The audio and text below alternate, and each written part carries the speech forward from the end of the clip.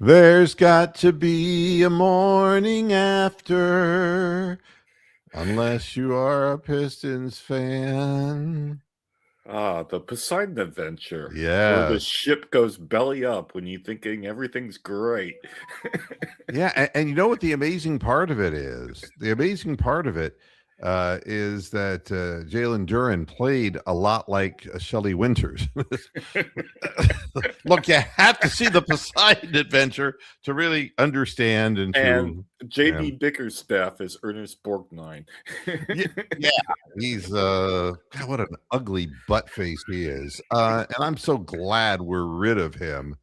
Uh I guess there's a lot to technically talk about, and I'm sure a lot of people will do this a whole lot better than I'm doing this on the spur of the moment, and this will be floating out on the internet for anybody who wants to watch it. I'll remind you a few times today that Bronk and I got together to do this.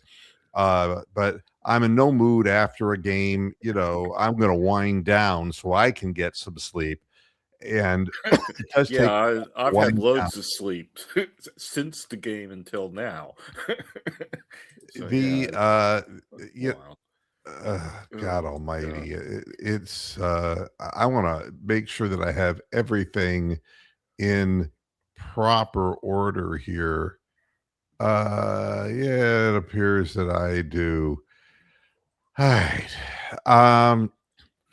I'm going to start this out just by showing the critical highlights of the game, so that, and I know y'all watched it, but from a standpoint of what the Pistons are saying afterwards, which is the typical JB Bickerstaff, they're all out to get us, and I'm an angry man. I'm an angry man, and he's like doing his Mr. T act, Yeah, and it's not his fault, is it? And then you got Kenny Atkinson, dummy number 2, who's sitting there saying, no, that's not really what we wanted to do on the final play of the game. We didn't want to not get a shot up.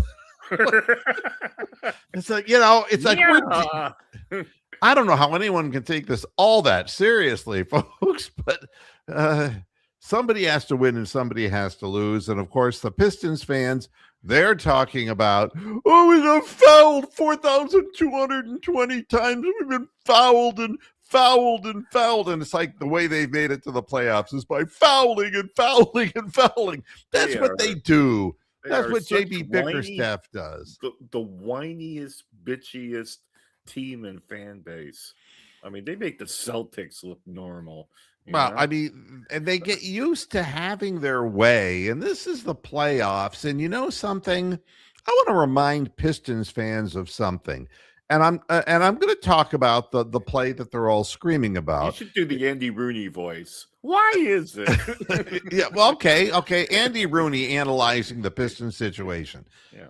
Why is it I can't even remember the last time the Pistons were relevant? Why is it? Is it because I've gotten older and I've lost my memory, or has it been since the Paleozoic age? Yeah, it's been 20 years since they were relevant, really. Who gives a flying fuck about the city of Cleveland or the city of Detroit? Let's be honest about it. In the great scheme of things, it's not like here we are, ESPN, and boy, we are so looking forward. We're so glad to be here in Cleveland and Little Caesars Arena here in Detroit, man. Yeah. This is our favorite place to come to, God damn it.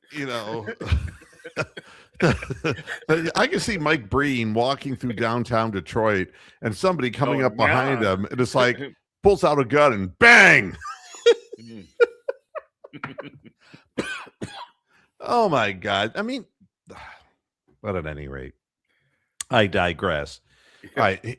This is, and I'm going to share this with you. Is it? Oh God. I mean, it's like Detroit fans forget that they're Detroit, Correct. They are Detroit. And Cleveland, is Cleveland. And they don't care. The league doesn't care who wins this. They're going to be savaged by the Knicks. Come on. Yeah, it's going to be like jumping over the zoo glass into the lion enclosure. You know?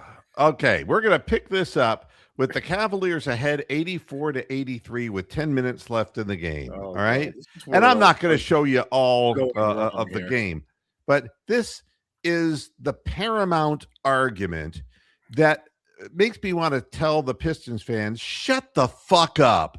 You know, you have a 9-point lead against the Cleveland Cavaliers, who haven't been won on the road since Hector was a pup. All right. Yeah, poor old Hector. As a matter of fact, it was the Ice Age. So, you know, and you got the 9-point lead, and you're just pushing their face closer to a pile of dog shit, so you can rub Cleveland's faces in the dog shit. All right, here we go with this. Good. 34 points for Cade Cunningham. Cade Cunningham, he gets this opportunity. He's got a smaller defender on him. That was 89-85, Cleveland. Backing up against Mobley. Left-handed shot is up and good. Okay. Of the year, Paul Reed, not afraid. Kicks it out, Thompson, right back to Cunningham. Reed to Cunningham. Cunningham, three-pointer. In and out. Reed the rebound and the flush. Paul Reed again. Paul Reed has found himself at right tie place, game right with time. 7 minutes left. Detroit is up by 3 with 5 minutes left. Oh no, this is horrible. Harden on the drives. Blocked by Reed. And recovery here by Reed. It looks like Harden has a surefire It's the layup. Paul Reed show. Cleveland fans were like, Surrounded, gets it to Cunningham. and yes, and now they're going out and they're a fast break, and this is corner three, and it's good. And the Detroit fans are going, oh God, we have erections. We have erections. Decision by Tobias Harris. There you go. Pistons up 6. Nothing but net. Jenkins hits the big 3, and now to put them up by 6. Now they're up by 6. Corner to Mitchell. Mitchell on the drive. Allen the floater. As you are going to see Jared Allen. They're going crazy. The Detroit fans, they're shitting their trousers. Mitchell drives on Reed. The floater's up. Reed may have got the piece of it. Harris has it. 6-point lead, and here they come. Here they come. Go to the basket. Jenkins backs it home. And now look at the Pistons fans. It's like, you notice they're still in the stadium. They're still actually there. Again, Detroit wants to turn this into a track meet. And they called that a foul. Okay. So now they're up by 6 points. Cavaliers are desperately trying to steal the ball. Harris, three-pointer. Tobias Harris.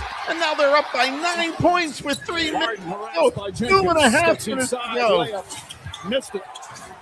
Ball knocked out of his hands. Mitchell gets inside. And now all of a sudden it's down to 7. 2 minutes remaining. Hesitation. Now they're not showing the place where they did not score. Pistons and a slam dunk by Evan Mobley. Oh no! You hear it's getting quiet. Down to 5 points. Once again, Detroit did not score on the other end of the floor. And here we go. Evan Mobley from downtown. Bang. At this point, they're only up by 2, and their dicks are shrinking, ladies and gentlemen. Cunningham and Harris. This is what all leads up to what they're complaining about. 2 made free throws by Evan Mobley to tie the game. Karis LeVert, jab step. Of all people, let's go with Karis. Another 24-second I was so glad when violation. you got the ball on there. Mitchell can't get away. 6 seconds remaining. Look at this. Mitchell leans in. Shot. No! From behind by Thompson. Okay. He falls down, goes out of bounds. And we're going to talk about that call after this, okay? Because that's what the Pistons fans are trying to focusing on. Well, yeah, they're focusing on that, and that's what they're making the game all about. But the game is still 103 in overtime. And what the fuck happened? What the fuck? Detroit fans, own up. What happened? You're still on your home court. You managed to blow a 9-point lead with 2.5 minutes left in the game. And what the fuck? So here we go. Harden, Mobley, floater, short. Allen right There's there an offensive rebound 16 dunk points by for Allen. Allen. Mobley sets the screen. Harden back to Mobley. Corner to Mitchell. And Mitchell remembers how to shoot a 3, and bingo. All right. And now Max does it again. He was over 2 7 games in a on the row. You turnover. seen that Shoes before, comes up with it. Detroit? Inside Suck the my Mitchell, dick. banks it Yes, home. you've seen it before. And the Cavs That's go your up by head 7. going See if he down. can go quickly, trying to get something On downhill. Struce's Cunningham one. gets it, fires up, three-pointer. It's good. Nice shot by Clutch Cunningham. You Cade knew he was going to knocks come it back with down. something. The first one's going to But look look to how make long sure it he was took them to behind get the to arc. this point. There's a lot of time left. And this is the shot. It looked like Cade Cunningham initially was breaking out Oh, to no, half it court was to a receive the two. pass. Brings it back out. 8 seconds to go. Jenkins flips it up quickly.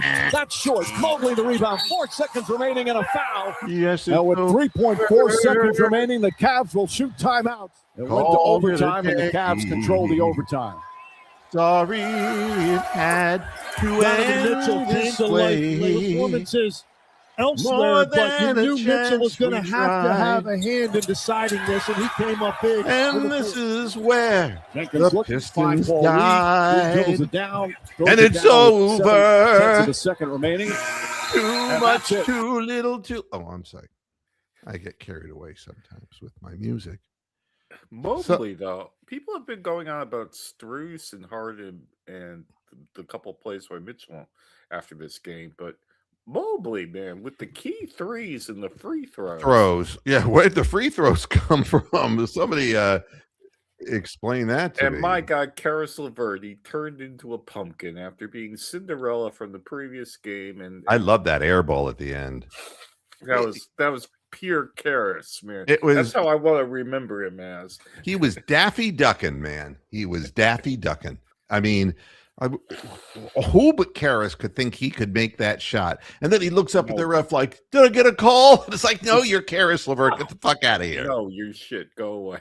Go away, please. It's and as you listen to this program, the reason that I'm happy that the Pistons lost is because JB Bickerstaff is a schmuck. Okay. And you're going to learn that, Pittsburgh fans. You're going to learn that he's a total schmuck. But be that as it may, we had to put up with him in Cleveland for a number of years, and he can't even beat dummy number 2, Kenny Atkinson, on his home floor when he's up by 9 with 2.5 minutes left to go. There are no other excuses that Pistons fans have a right to make when they were in control of their destiny and they stopped making shots. And the problem with the Pistons is they would not go any further in the playoffs. And to be honest with you, I don't think the Cavs will either, because they don't have a lot of the toughness. But if you can't score points in critical moments, you can't afford to come out in that overtime.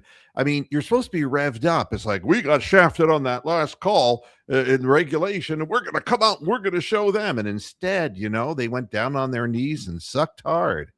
They rolled over. They choked. Yeah, not good. Or as they say in England, they bottled it. Yes. Peter Ellis would say, they bottled it. He bottled it. Yeah. And now we're moving on. We're going to share a screen. Oh, it's Cade Cunningham. Oh, you thought he was above this, but no, here he comes again. Here he comes again. Okay, here he is. Cade after the game. Oh, he looks cool with those shades. I think it's pretty clear it was a foul. He has the ball in his possession. He's running forward. He gets tripped up. It's a foul. It's been a foul the whole rest. We're going to prove that the reason he's wearing these glasses is he's blind. There's a place in the sun. La, la, la, la, la, la. Yeah, he's blind. Thompson was not running forward. He was running laterally, and we'll show you the play, and and you can come to your own conclusions. I'll let Cade continue with his excuse making. The game wouldn't have fouled that time, but close game. I mean, nobody wants to make that call. I guess everybody just wants to, allow the game to sort itself out. So nobody wants to interfere with it whenever it should have been foul. Right. And so you had an opportunity to come out in the overtime, and you didn't do dick. All right, that's really the extent of it. I mean, what if you're going to rest your whole argument on one goddamn missed call, and we'll show what the call was and why it was a no call. And a no call is going to irritate the hell out of Detroit fans, but there were 2 fouls committed on that play, one by each player, and they both were allowed to get it done. Yeah, and for that, yeah, absolutely. And it's 2 guys going for a loose ball, and if you're going to end the game that way, then you really got problems on your hands. So, all right, we're going to stop sharing this. I'll be shocked if the league issues any sort of comment about that. Sometimes they say, "Oh, we made a mistake," but I don't think they will about that. Now, this I just want to. This is probably one of the best frozen shots that I've seen in a long time. Let's share it. This is the who farted. This is the who the fuck farted in here? I'm here trying to tell you what happened in the fucking game, and somebody farted in my face. That's no respect at all. All right, he's got gray hair though. This is Jenkins after the game, and gosh, I can't imagine what he had to say. Did you feel that that kind of carried over into the overtime period, because not only did you lose the 9 point, you didn't get that call, that probably should have been called, could have ended the game with a free throw, and now all of a sudden you're out there playing in overtime with that hanging in your head? Yeah, no man, we the Pistons, we know, like we don't expect that. We know it was a foul, but we don't expect it. So that didn't linger into the overtime. You know what I mean? We were just trying to come out and execute plays. Like I said, we just didn't execute well. No, you executed yourselves. Put some minutes with you and Marcus Sasser on the floor together. You didn't really have a whole. So, I mean, basically, his explanation is, well, we're the Pistons. We always get the short end of the stick. How do you know? How long have you been there? It's the first I've heard of him was this series. That's right. I mean, it's like, yeah, I know I'm not the keenest NBA observer, but I had never heard of him before this year. Now, here is the ultimate. And is it going to be JB? No, this really made me ill this morning when I saw this. We're going to share this now, and goodness gracious. I've had so many good things to say about Brian Windhurst, but once he gets his ass on ESPN, this is the show Get Up, which now I doubt whether he can. Okay. Get up, stand up for your rights. All right, here we go. This is annoying. In this league forever. What do you say? You call that call any time of the game. That call's got to be made. 1,000%. There's no way it's not made. I think that was Tony Brothers right there. There's no way you don't make that call. It is windy. Let's talk about it here, because obviously it's a dramatic game, an incredible comeback from the Cavaliers, but so much a part of the talking point is the whistle that doesn't blow in the final second. What was your reaction? I'm thinking about how close this was to an incredible redemptive moment for Asar Thompson. You remember a year ago, Jalen Brunson in this almost this. No, wait a minute. What? That's not what we're talking about. And for Asar Thompson, this is his moment of redemption. He was in the game every game of this series and played like horseshit. His redemption isn't from one missed play. It's for an entire missed series. He's afraid to shoot the basketball. He's a good defensive player, but, he's a stronger, longer-limbed Isaac Okoro. So at any rate, that's what Wendy wants to make this into. It's like he's came up with this talking point irrespective of what they were going to ask him, so he was going to say this anyway regardless of what the question was to him. Yep, and I think that's true. Listen to this.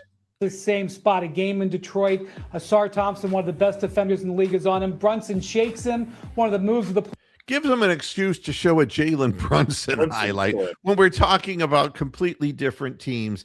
And like getting his ankles broken against Jalen Brunson is no fucking crime, for God's sakes. He's a really fine one-on-one player. It's like getting destroyed by Donovan Mitchell in the last game. You know, these guys are pros and they have great moves. So what is the point of this? I'll let him keep going. Playoffs that stuck with Asar Thompson for the last year. Now he's in the same situation. He's got Donovan Mitchell, and he makes a brilliant play on Donovan Mitchell at the end of this game. He gets a block here that is a clean block, and that creates the loose ball. We're never going to remember this play because it creates this controversial play. That is a brilliant play there, Greeny. Yeah. And I agree with PJ. I hate that a Game 5 would come down to a loose ball foul 70 feet from the basket. The Pistons did not have a timeout. So even if he corrals that, the game probably goes to overtime. But I believe it's a foul. I believe it was a foul. And if I was a Pistons fan, I wouldn't listen to anything else. I will point out. If you're a Pistons fan, you wouldn't listen to anything else. Well, you know something? Wow. You're going to listen to me. You're going to fucking listen to me. And any Detroit fan who stumbles across this broadcast, you're going to listen to me now, because what I have to say is not just based on emotion.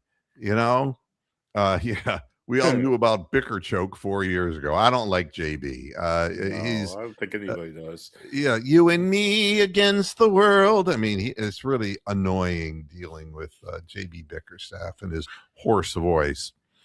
Because he yells and screams like a child. All right. This is something that I found interesting on a close-up of an important play. And I'm going to share this. This is the play that is being questioned and that Brian Winters says it is definitely a foul. Definitely a foul. All right. No. So he fell over. All right. So we're going to do this, and I'm just going to run it once at first. Here we go. Oh, look at that block by Azura Thompson. That's redemption, isn't it? Yeah, you're going to redeem my dick in his mouth. Now he's going for the ball. Okay. Now, because we have the advantage of slow-mo in this. And stop action. All right. Now, if that's running up the floor vertically, then I'm fucking blind. He is going towards the corner. He is going horizontally. He's not going vertically. So that's a lie take. That is a total fabrication. All right. Now keep watching. All right. So look at the off arm of Oscar Thompson. He's going to push Jared Allen out of the way. He is. And he is reaching his hand in. And that's what this hand here is doing. And watch Jared Allen's body. Look at the upper body. So you're telling me that diagonally, Jared Allen is diagonally moving to the ball, and suddenly his body turns about 30 degrees to the left? It's because of contact, folks. I mean, this is just plain goddamn physics. Look at the right arm hitting at the ball. That's fine. But look at his left arm as he tries to gain leverage, Thompson. Right there. Right there. And look now how that stops Jared Allen in his movement toward the ball. Now, look at their feet. Yep. And I'm going to go back just one little frames because right now there's one, that's his right foot and that's his left foot, Oscar Thompson. And look, this foot is planted for for Allen, and his left foot is off the ground, still trying to move to the ball because at this instant, Thompson is pushing off on his shoulder. Yeah. All right. So, all right. Still, he hasn't tripped because he's effectively pushed Jared Allen out of the way. Hey, all right. Out of the way. And that's physical ball. That's what happens in the NBA today. Or a foul on Azure Thompson, and he would not only not have redemption, he would be even more unredeemed. This is a classic case of a no call because both guys are following. But you tell me if the position that Jarrett Allen is in, where he's been shoved to the side and he's looking not even at the ball anymore. No, he's trying to keep his fucking balance at this point. He's trying to not get killed. All right. Now there. Yeah. What? Again, now Thompson has the road to the ball. Yep, he does. And Jarrett Allen's been pushed. Yep. Look, this foot there round. Yep. This foot is already turning. Yep. All right.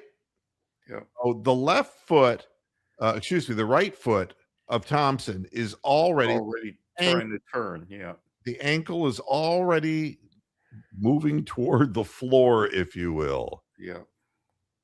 And he proceeds twists his ankle. Exactly. I don't know if people are just using too much crack in Detroit.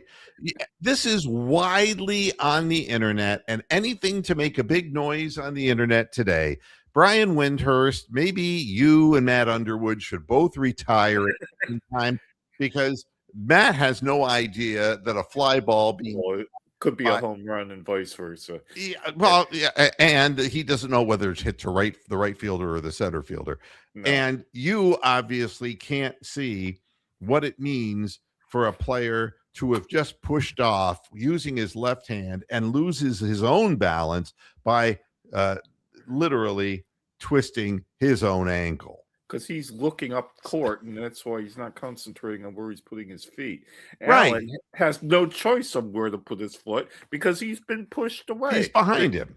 There's no way that Allen trips him because Allen didn't even know what he was doing. It's amazing. How they can call a foul on Allen on that play is amazing. If anything, there's a foul on this. And immediately, the second he does, when he hits the floor, he looks up and goes, "Save me, Jesus, save me!" Because help me. And meanwhile, the ball goes out of bounds, and then there's no time left. As there's no time. It's the wrong Thompson. The amen one would. The amen. Jesus, yeah. No, this is different. No, yeah, he's a better player too. Are they twin? They're twins or something, aren't they? Or I don't know. And then there's the Detroit fan pointing there. So if anybody can argue my case, go ahead and tell me that this is the play in which a game should have been handed to the Pistons. Wow. If anything, it should have been handed to the Cavs after that. But, so, yeah.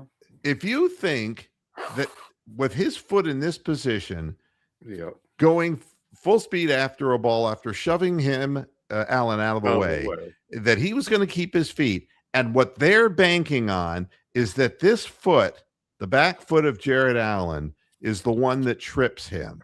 All right? Yeah. There, but he's already down. He's down.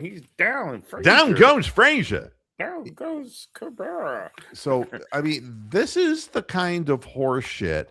And our own guy, Windhurst, has to maintain credibility on ESPN. Fuck that shit. Yeah, you know better. If you saw this, you should have seen this. You had more resources than I had. Shut the fuck up if you don't know. If you're just going to do something to put it on ESPN, fuck you. And I've never said this before, but it pisses me off. That was not a foul on either man. If Thompson pushes off to get to the ball, he's going for the ball. So's Allen.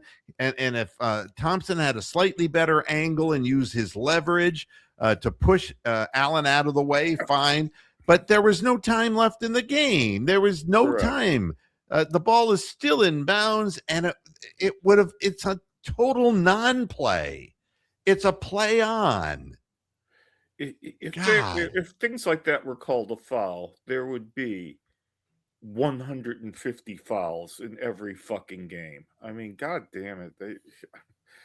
And that was not a foul on Allen. It was more a foul on Thompson. So I'm convinced. And if you want to see it from a closer perspective, I'm more than happy to oblige. Now, realize that Piston fans will deny this till their graves, okay? But the fact is, it's on film, and I know that Kennedy's assassination was on the Zapruder film, and it spawned what has seemed like 1,000 years of explanations. Oh God, 60 years of it. Yeah. So here we go. We're gonna share this bad boy. Oh my goodness! It's just. It's almost a waste of your time having to go over this remedially, you know? Yeah, but this is what I do after the fact. That's why I don't go on the air right after the game, because it's just my heart's pumping too fast from what I just saw. I haven't had a chance to digest it, and I look at all the sources I can find to find what actually happened. This is a 4-second video, and right there, great hands, right? And look, there's your shove off. Yep. Plain and simple, he's extending his left arm to push Jared Allen out of the way. And he's allowed to do that because he's going for the ball. I'm not going to complain about that. There's contact in the NBA, and we all know that. Yeah, that's a trip. Great hands. It's a trip. You know, you're a trip, you cocksucker. God, I just can't. Was that Breeden who first said that, or the other guy? I don't know. It's just so dumb. Guy. It's just so That's where this whole narrative comes from, is from the broadcast. I don't think I would be amazed if the radio guys said that was a trip, you know, if they all said it was a trip. This happens in the course of a split second, you know? Yeah. This is not an easy call, but it's not a call that you expect a team to be handed a playoff with. You had a whole overtime to decide it, and the Pistons fans are not talking about the lost 9-point lead. They're not talking about the overtime that they got off to a horrible start on. They're not doing that. Now there's dummy 2 Kenny Atkinson. And so, I'm an equal opportunity complaining cow. And this is his explanation about that great dynamic final play in regulation where the Cavs didn't get a shot off. I did not want them to get their defense set. I just didn't want to have to deal with trying to get it in. And now, what he's saying is he didn't want to call an inbounds play because he doesn't have one. We've seen it all year. He doesn't know how to draw up an inbounds play. You know why? Because he doesn't know how to brush his fucking hair either. If you're going to go with that look, ask Pat Riley about it. It can be done so much better. But please, it's like, and again, I'm going to start this again so that you'll understand what he's saying. Yeah. Not want them to get their defense set. I did not want to let them get their defense set. Instead of, we've been watching how they get set on the inbounds pass, and we created a backdoor play. We created a play that we were going to catch them and outsmart them. No. What Kenny says is, they're just too good. They're too strong. I'm just going to go ahead and diddle the ball around midcourt and just fuck the whole play up. Here we go. I just didn't want to have to deal with trying to get it in and them denying us and all that. Wow. That's defeatist. A broken play. Now, was that the... He chose to run a broken play. Now, this... A broken play. He refers to it. It's better, To me, it's better to run a broken play. No way. I'm going to play it again. I'm going to play it again for you. Oh, if the Cavs lost this game and he said that, he'd be fired. Yeah. Well, he's maybe anyway. All right, listen to this again. Just have a philosophy. It's better, a broken play. Now, was that the ideal? I'm going to talk to Donovan about it. Was that the ideal situation we wanted? No, but I did feel like they were kind of blitzing him. Evan could have slipped out. We got him in the pocket. But you didn't draw up the play, you dummy. I mean, you just told your team to run a broken play, and they did. You're the fucking coach. You're the one responsible for this shit. It's God. Donovan's fault if he's not given any direction. Make that stop, dear Cod. Well, he's not needed. He can just go away, not show up, and it would be the same fucking result. I mean, here he's going to continue. But that team, when they get their defense set, it's tough to go against. We can't beat them. We can't beat them. Yeah, we can't beat their defense. We'd just rather end the game in regulation and not even try to win. Well, fuck me. What if they play Oklahoma City? God damn it! But that's just it. We're not going anywhere. He's just laid a turd on national television saying that he doesn't have any inbounds passes, and every team already knows that from the season before. This is pathetic. That is really bad. That's not acceptable, really. No, it's not acceptable. And, so if you think if I'm overjoyed, I'm not, because I'm glad we won. Yes. But this coach isn't going to take you anywhere. He doesn't have chops. He just doesn't have the necessary chops. And this is the other thing that Detroit fans refuse to talk about. All right. I mean, Jalen Duren was averaging 19.2 points a game in the back half of the season. He's been found out, man. No, he just hasn't shown up. Yeah. So many big guys come into the league and they may have a little bit of an instant push, but they don't go any further. And he's not shooting free throws well. He's not shooting the ball from the field well, seeing as how they're only dunks and layups. Yeah. And he's only getting 6 rebounds in this game. And in the last game, it was even worse. And he's not hitting double-digit points. He's scoring half the points that he has during the course of his average, which was 19.2 points per game in the regular season. So why aren't Pistons fans talking about that?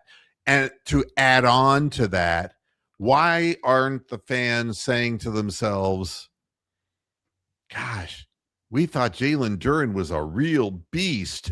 Why is Paul Reed playing all the significant? A lot better, yeah. Yeah. Every important moment in the game, Paul Reed was out on the floor. And I know that Pistons fans are not so different than Cleveland fans. They're all probably saying, gotta give Paul Reed more time. More time. Yeah, that's what they're going to say. I can. It's sort of an off topic. Leave the photo up. Well, you got rid of the photo, but imagine if Darius Garland actually built himself up to look like Jalen Duren, like he had the opportunity to do and chose not to. So, anyway, I digress. Yeah. And you compare that to what I'm going to share now. And that's what these are. I like these after game kinds of things because I can find the video stuff that really explains what I'm trying to explain. Well, yeah, you're doing scientific, evidential based commentary here, as opposed to just corporate line or just lying. Right. Yeah. but and Evan Mobley has taken shit, and it's Jalen Duren who's laying the turd. Here we go. Yep. 2 minutes remaining. Hesitation. Drive inside. Lost it. Got it back. Mobley throws it down. On the 24. Paul Reed blocked by Mobley. Reed gets it back. Shot clock winding down. Minute and a half to play. Harden to Mobley. Mobley a three-pointer. This is all in a short period of time. Evan Mobley, It's a 2-point game in the regular season. who rose to the occasion. It's a clutch one right Yeah, there. I think I'll apologize for having to go at Mobley at various points. And he can shoot free throws when he does it mechanically correctly. Mobley sets the screen. Harden back to Mobley. Corner to Mitchell. Fake. Sidestep three-pointer. It's good. Mobley had his hand in every one of these plays. Then that's Donovan Mitchell came to life late. Performances So, elsewhere, but you're looking at what big man came through in the clutch. Yep. And hello, Big Lurker. How you doing, my man? I don't even know what to say to Big Lurker after. No, I won't go there. No. He's in mourning, Big Lurker. Oh, I'm His sorry. team got absolutely ass raped and robbed. But anyway. And now a nice statistical piece of information from Jalen Tyson Fan Club. That's his name on Twitter, although he is resigning from his own club. He played like 3 minutes last night. Made an ass of himself. Made a total ass of himself on the floor. Did. And that's why he ain't going to be playing. He just, I don't know. He has a mental problem. He's easily, well, somebody can get his mind off the job and the task at hand very, very easily. And you can't have somebody falling apart emotionally on the court like that. It's just not acceptable. So this is the statistic. The Pistons averaged 20.7 fouls per game last season, 22.8 per game last postseason, 22 per game this season, and 23.6 per game in the second round this year. Is this just maybe who the Pistons are under JB Bickerstaff? You bet. You see, the problem is the whole strategy with JB is he knows nothing about offense whatsoever. We know this from our experience with him. He knows nothing about offense. He's zero. Yeah. But if you play aggressively and physically, just think of all the things you can get away with. Correct. But the problem with JB is, and it's the reason why JB has no success in the playoffs and why Cleveland has no real success in the playoffs. If you choose to play that kind of basketball, they're just going to call fouls on you. Correct. Because you're from Detroit or Cleveland. You're not going to get those breaks. Now, if you told your players to play that way in Los Angeles or New York, you'd be jumping up and down. Yeah, it would be great. Wow. A Big Lurker's coming back at you. Oh, wow. Oh, there's serious shenanigans. I tell you what, if you think Pistons fans are fucked off, be a Middlesbrough fan right now. I mean, it's like astronomical as far as fucked off. So, it's just, you could do a fucking 3-hour program about all that shenanigans. So, the last thing that I want to share in all of this is coming up here. The box score. And which I haven't seen because I was asleep. Right. This is the other reason why the Pistons lost. Tobias Harris plays 40 minutes, but he's 6 for 19 from the floor. And Tobias Harris had been dropping dimes, man. He was money earlier, but the more these games seem to become important, They got tired, the Pistons. Well, this is JB Bickerstaff. They got 40 tired. minutes. Tobias is 33 now. 6 for 19 from the floor, 1 of 7 from 3. When you're 1 of 7 from 3, that means your legs are going. My right? knee, my leg. Yep. And 5 personal fouls. That means you can't keep up with who you're guarding.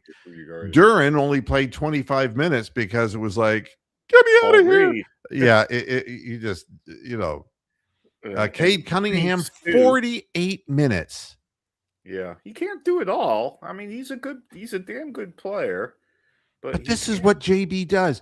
And what Piston fans don't realize is that, I mean, Cade Cunningham is a fine basketball player. He really is. He's got skill. And he knows how to step up. But at a sheer fatigue, he was worthless down the stretch. Yeah. He had little bursts here and there to get that 9-point lead. But the end of the game, there was just nothing. He just couldn't free himself. And he would have been able to earlier in the game. But 48 minutes, he scored 39 points. You can't blame him for the loss. But what you're going to see, Pistons fans, so that you know, I'm speaking from experience, not because, I was in Flint, Michigan for almost 10 years in business. Yep. I have nothing against the state of Michigan, nothing against the city of Detroit, nothing at all. It's JB Bickerstaff I have something against. He cripples players. Correct. And what will happen when Cade's done with his initial contract, he's going to want to get the fuck out of Detroit. Not because of the Pistons fans, not because of the city, but because he's being held back and he's being crippled by a crazy coach who will never install proper offensive schemes. This is what happened in Cleveland.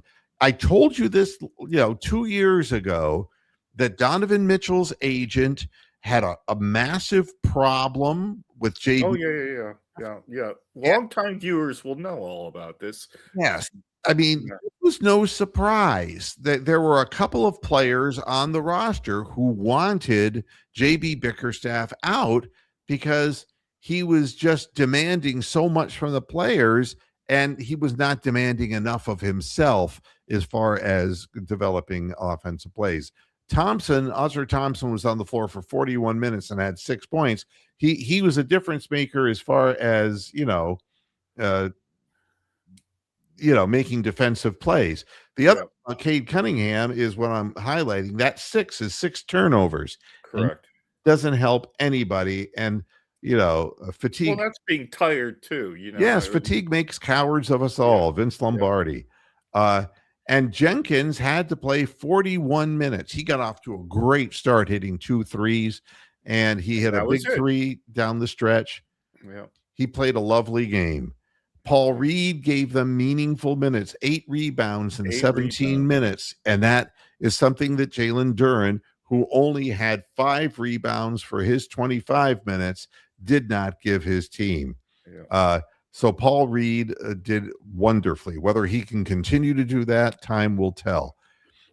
Beef Stewart hit 2 unassailed 3-point shots, which was kind of an eye-opener, and a dunk. He had 8 points and 2 rebounds in 11 minutes. Karis LeVert made a fool of himself, 2 of 7 from the floor. We've seen it before.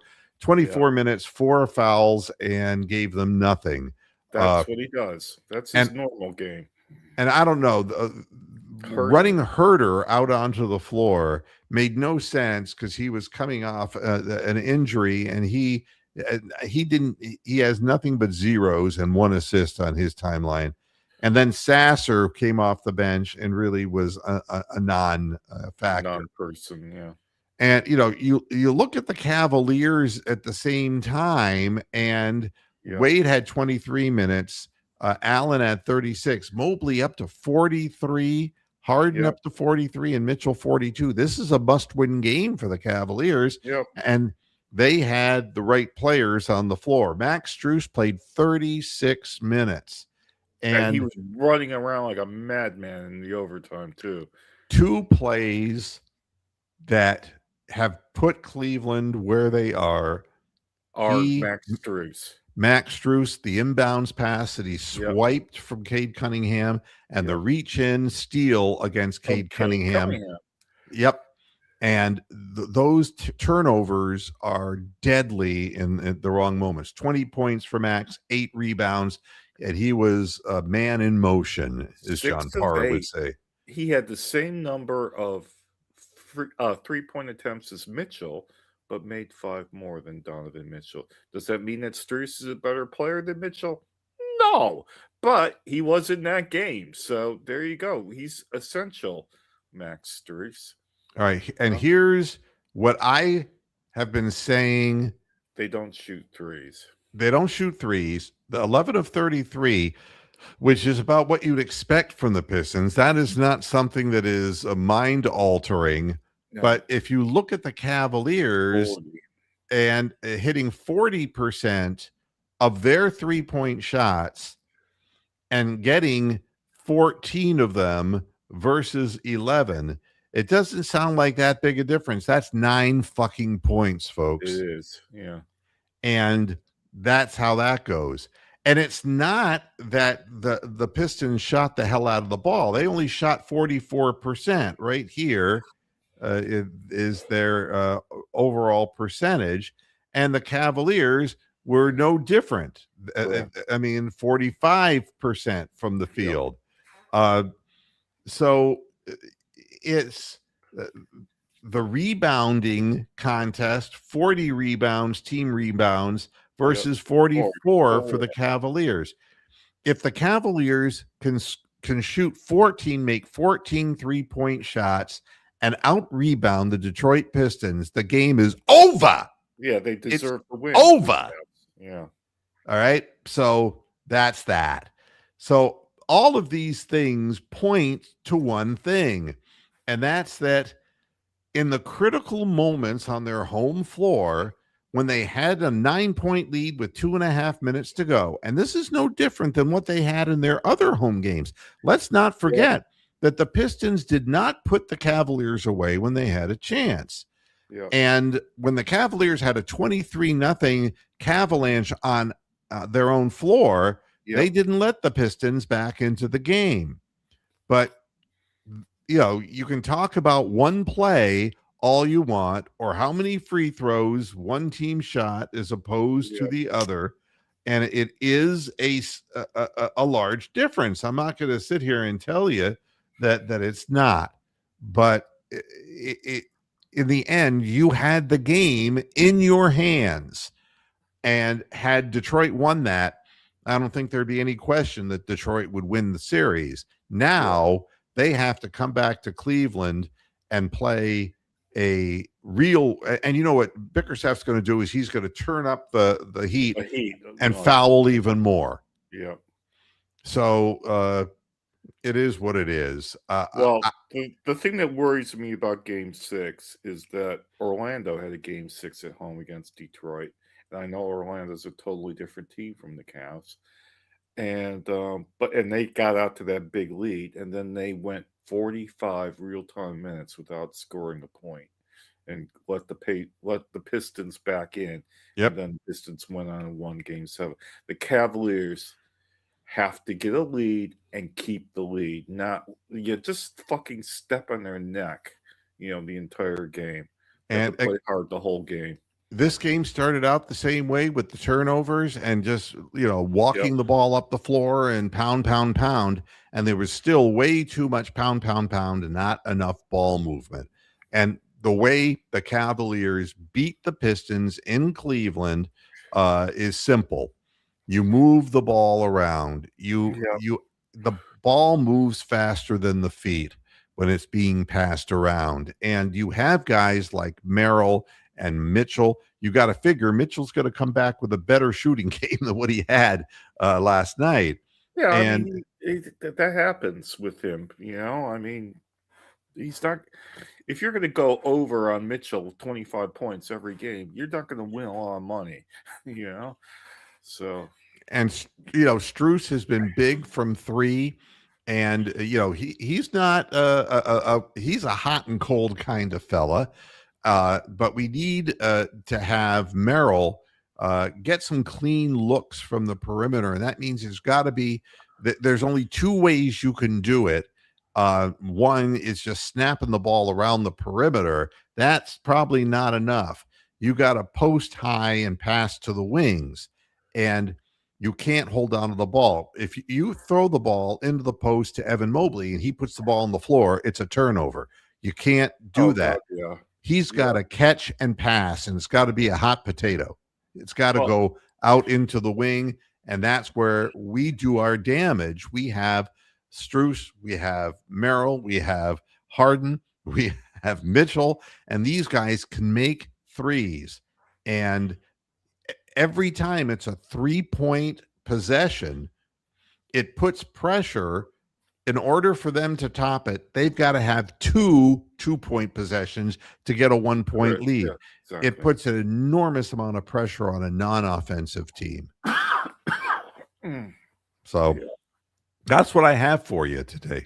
And the thing is, right, I actually saw, I don't normally see this, but I saw the ESPN halftime show with Kenny the Jet and him running up to the screen and showing all of the Cavs turnovers yet again.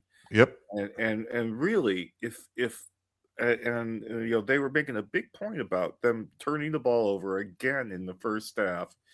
And you know, Harden knows how to play the game, obviously, but it just looks like we spend a lot of time sandbagging, you know, and saving our energy, and maybe that's a good thing.